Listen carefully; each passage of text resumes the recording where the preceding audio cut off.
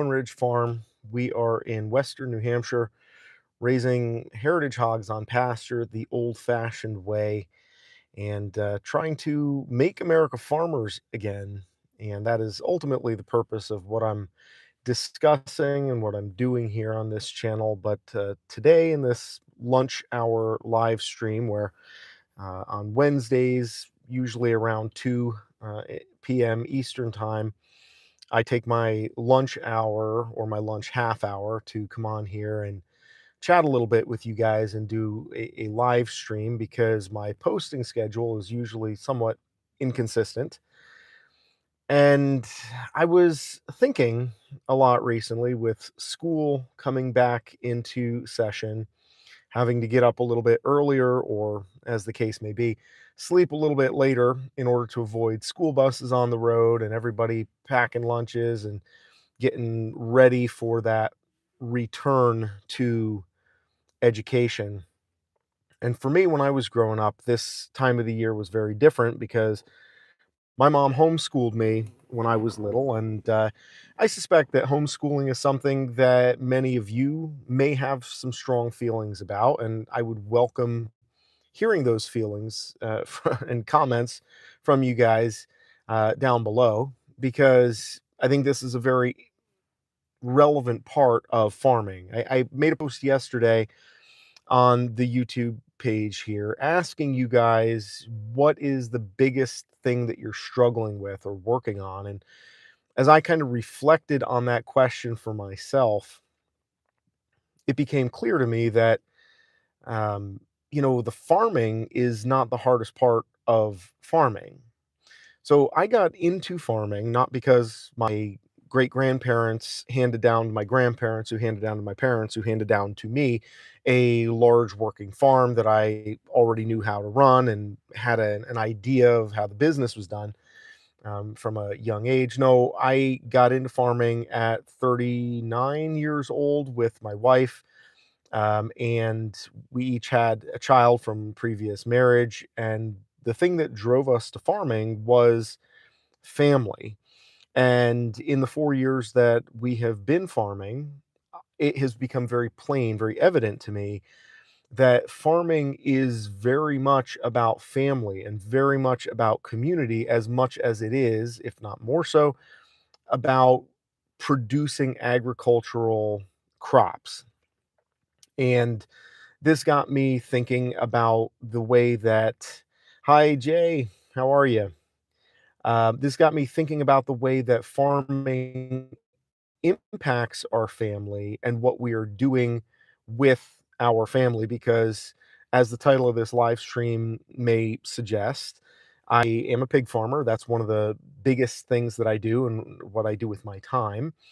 I am also a homeschool dad, and I'm curious if anybody here watching has dabbled in homeschooling, if you have any experience, any interest there, and specifically any dads that are out there who have any involvement in homeschooling, because that's another thing that I want to start working with. Because at the end of the day, the farm is for the family. And in the future, I'm going to do, some videos and maybe even a live stream with my lovely and beautiful wife, Myra, who is able to speak probably more succinctly to the impact that farming has on us as a family. And it's not always good, and it's not always easy. There's a lot of time that gets eaten up in farming and a lot of resources as well. And yet, the reason we're out here doing this is because of the desire that we have to be able to give our kids a foundation in self sustainability, in independence, in hard work, in understanding how the world works, business. All of these things generally come from an exposure to farming.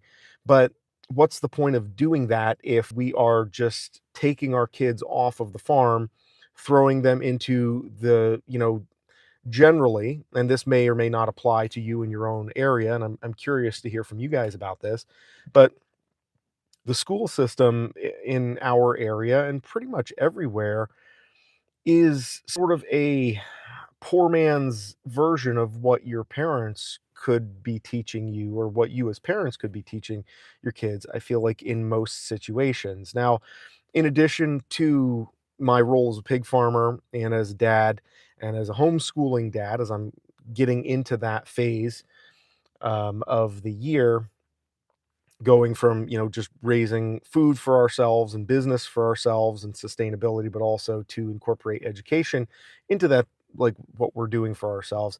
I'm also an educator in a professional sense. So my original jobs that I have had, I've taught in college, taught CPR and life-saving skills, first aid. I was a rock climbing guide for many years, canyoneering guide, which definitely are not like sit down, open a book type of learning occupations, but when you are teaching somebody how to tie knots and how to rig anchor systems that ultimately you're putting your life on, this isn't something that I've ever approached casually or flippantly. And so, education, especially what I would call experiential education, not education that we're just doing to get a piece of paper, but rather something that we're doing for the experience because we want to actually be able to do a tangible thing from the education that we're getting. And that goes along with the education that we're doing in terms of the farming so that we can make America farmers again, which is why if you are here watching this and you're interested in being part of the food supply system, I am asking you to subscribe to this channel because we're trying to build this and grow this and share what we are doing, what has worked, and specifically the areas that we've learned a lot and we've grown in the area of breeding pigs. That's going to be my next deep dive in terms of videos. But in this lunch hour discussion, I'm just kind of talking with you guys a little bit about the homeschooling side of things because I've gained a lot as an adult by doing experiential education. And now, in a professional context, having gotten out of um, the climbing lifestyle. I'm living on a farm in New Hampshire, and there is actually great rock climbing and hiking and outdoor sports out here in New Hampshire, but I'm not pursuing that stuff anymore. Hi, how are you? What's going on? I'm interested to hear questions, specifically anything relevant to what we're talking about here. Also, I want to take a second to say a special hello and a shout out to my daughter, Amelia May, and my very littlest daughter, Josie, baby Shiki, and my beautiful wife, because they are all holding the fort down while I am here at work. And in my professional capacity, when I'm not on the farm, I'm working as a diabetes educator, which is a registered nurse role in the hospital here. So education is a big part of what I do on a day to day. And that's one of the things that makes me not so afraid to start homeschooling my own kids. And as I mentioned, my mom taught me at home until I was in the sixth grade, and prior to, when I was like in fourth grade or so, I went to do standardized testing with the kids at the public school, and my reading level was at well above high school into a college level reading at the time. And they were all surprised because I was kind of a little kid and I was punching well above my weight. And I would argue that was because of the fact that I was homeschooled. And I am always thinking about kind of where are we going as a culture in terms of farming and agriculture? Because, as I said before, I don't think the biggest problems in farming, if you really look broadly speaking, are, how do we keep the pigs in or how do we breed a better pig and how do we make better quality meat that's more affordable or that has better marbling.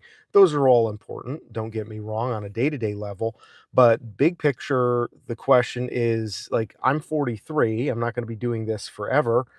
Who's going to take over this farm? Who is going to be taking on the extra hassle and the labor of making sure that there are locally grown, clean, sustainable options for food that aren't coming from other country, that aren't going through nameless and untraceable plants where people who don't really care much about what you're putting on your plate are working. And I understand that that is a generalization. Not every person who works in the USDA processing plant is necessarily a bad or uncaring person. But the point is that we can do it better if we're doing it for ourselves and our family. And I got here at middle age to the point of starting farming after doing a lot of stuff and struggling elsewhere. And it has not been something that has been an easy ride. And if it's been this difficult for me, it's concerning to think about what about the next generation. And so there's a part of me where I'm thinking about the homeschool side of things. And there's part of it that really excites me because I can teach my kids about learning in the same way that my mom taught me when she homeschooled me, which was to say, okay, there's a handful of nuts and bolts that you have to learn.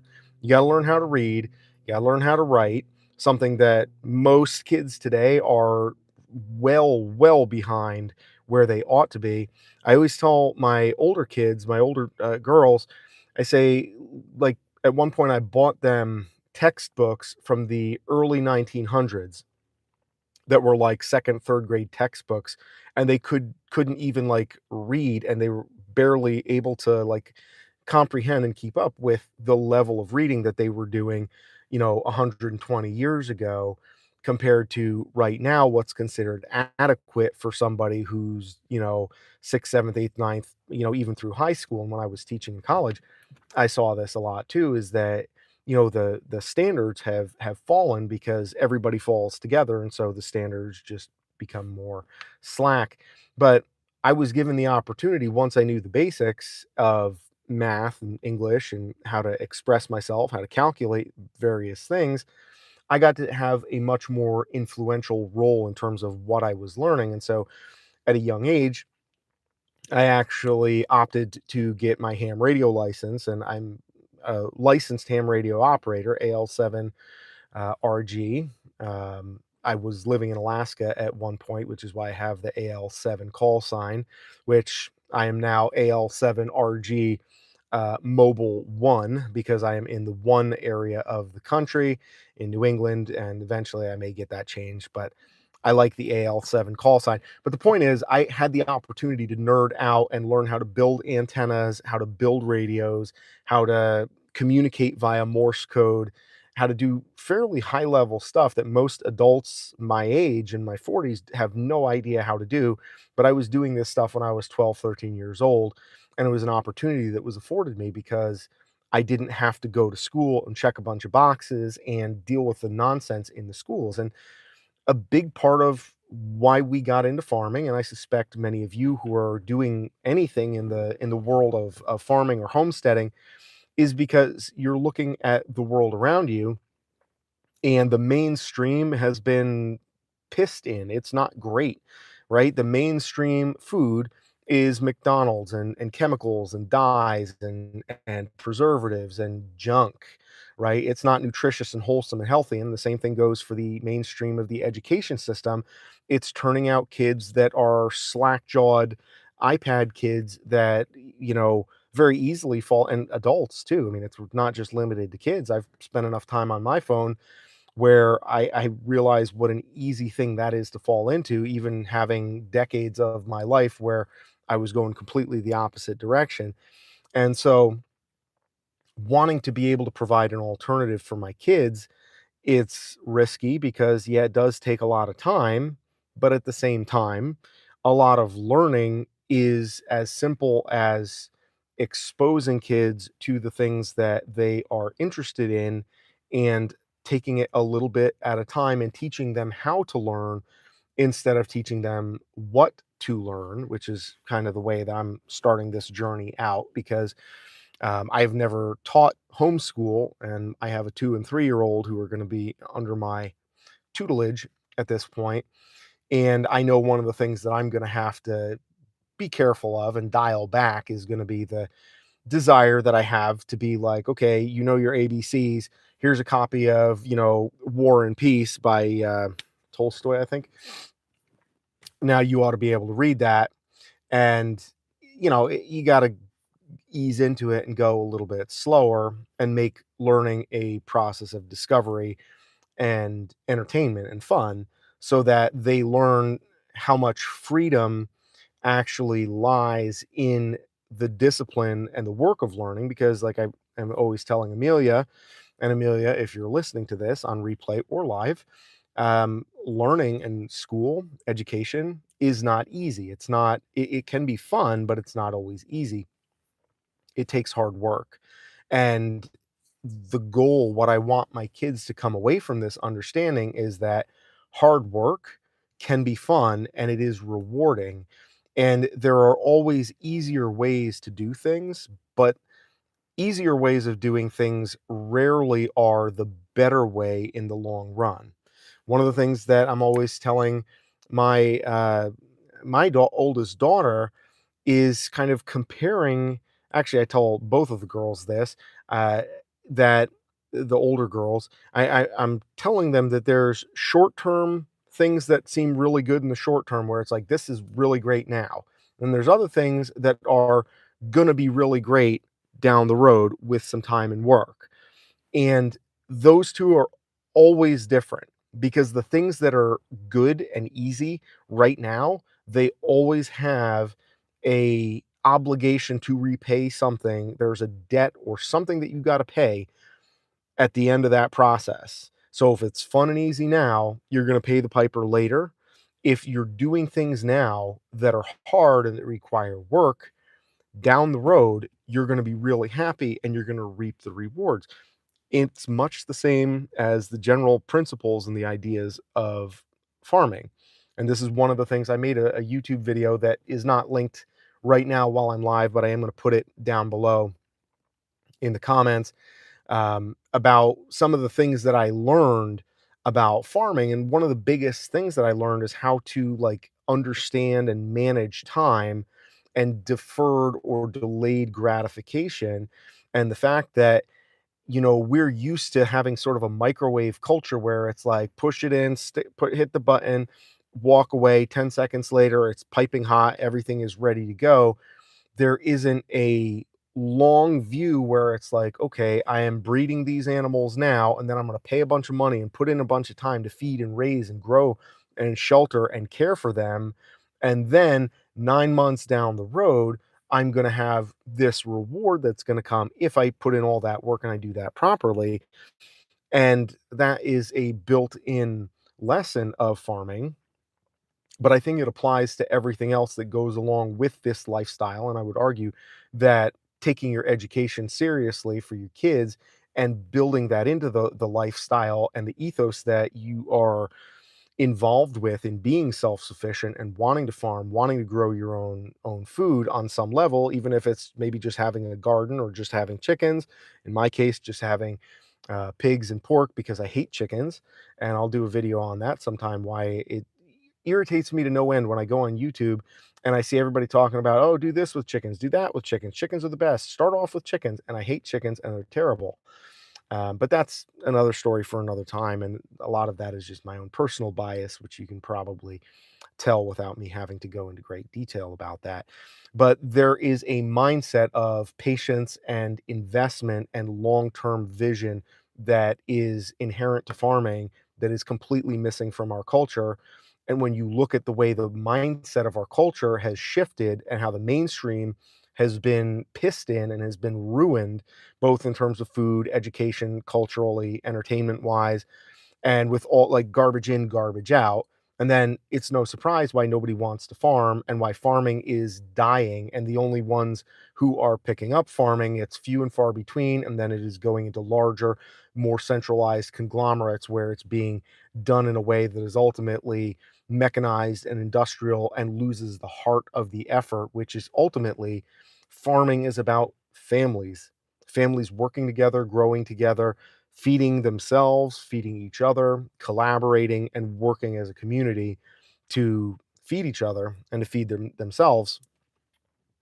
And so my hope is that, I can handle it, because homeschooling and starting to take on that role, that responsibility is something that I take very seriously and I don't want to mess it up. I also want to really be able to think diligently about what I'm doing as a farmer raising pigs and how that is or is not contributing to the benefit and the welfare of my family. Because if I'm spending all day and night in the barn and my family never sees me and I don't have time to read anybody a story or watch a movie or, tuck anybody in at night because I'm too busy tucking the pigs in every night, then that ultimately is, you know, you're kind of robbing Peter to pay Paul. And where do you draw that line to be able to say, okay, the idea of farming sounds good, but I need to have time in there to be able to work with my family, to be able to have my family involved.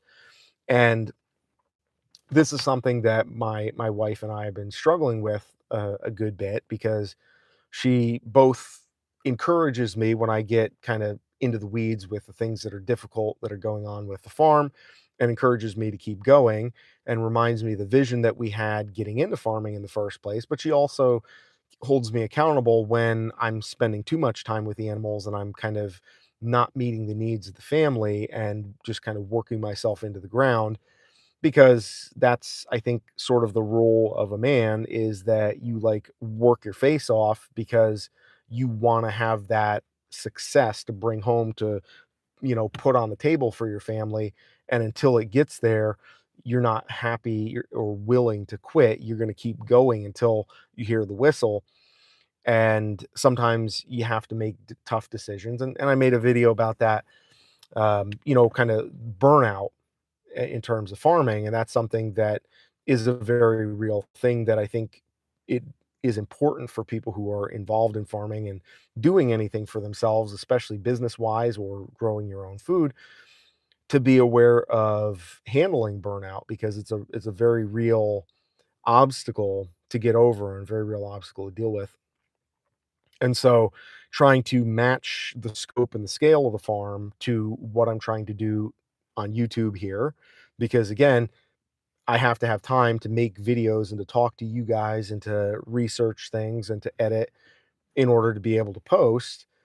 And some of that means cutting down the size of the herd. And I've cut back probably 25% of my herd at this point. And there's still a few more cuts that are going to be made. And ultimately, I'm excited for that because being able to get some of that stuff cut out is going to enable me to structurally improve a lot of the infrastructure with the farm, and then that's going to free up time so that it becomes a little more streamlined for me to involve the kids and say, "Hey guys, come on out and help me with the feeding," because it's not like everything is too big or too heavy or too messy. There's more opportunity for them to kind of be involved. Like the thumbnail for this stream is my 2 and 3 year old helping me, open the gate when I go in to feed the pigs every evening, and they like doing that. Some evenings I don't have time for them to help me because, frankly, their help does not always add expediency to the process. There's sometimes when their help is slows me down a little bit, but when I think about it, it's worth it in the long run. And um, if they're able to be this involved and this keen about what we're doing at this point with farming, I want to be really careful and sensitive to their needs and what they want so that they can grow up with farming as part of their life and they can see the benefit and the joy and the difficulty and the work ethic and all the good stuff that comes with that. So that, I mean, in a perfect world, I would like to think that my kids are going to do something involving some sort of self sustainability when they get older. They're going to carry on some of those values that they were raised with. Obviously, farming is one manifestation of that. I don't think it's the only way to manifest that type of worldview, but it certainly is an important one. But that they will carry that with them to wherever they go and however they choose to live and raise their families, and can pass that on. And that hopefully I'll be able to do my part to build a foundation for them to be able to grow off of, and not get too focused on having more pigs and making the sales and getting the piglets castrated and out of the barn and off the feed bill and picking up feed and fixing the fences, because all that stuff is certainly important.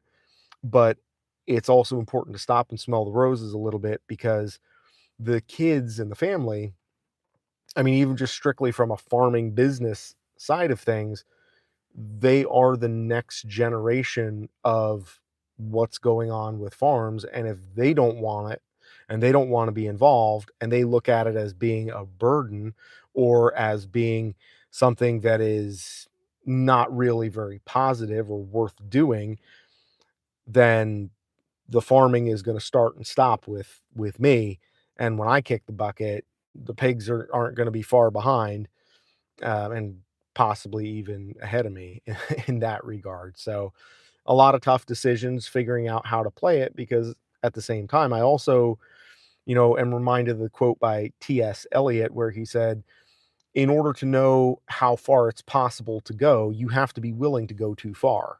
And that's the only way to find out. And I think that's very relevant within the world of farming, because within farming, you start out not knowing how far you can go, how much you can afford, how many you can raise, what you can sell things for, what temperatures the animals will tolerate, and all of these variables that you go into it not knowing. And the only way to find them out is to go a little too far and be like, oops, shouldn't have done that. Okay, now I know. And then you course correct and you fix it. And so that's the process that I'm in, which is the reason why I made that video about burnout in the course of farming, because I expect to have too much on my plate at various points and have to correct and trim the sails a little bit in order to do a better job, not only to build a better pig, sell better pork, but to be a better resource for my community and most importantly, my wife and my kids.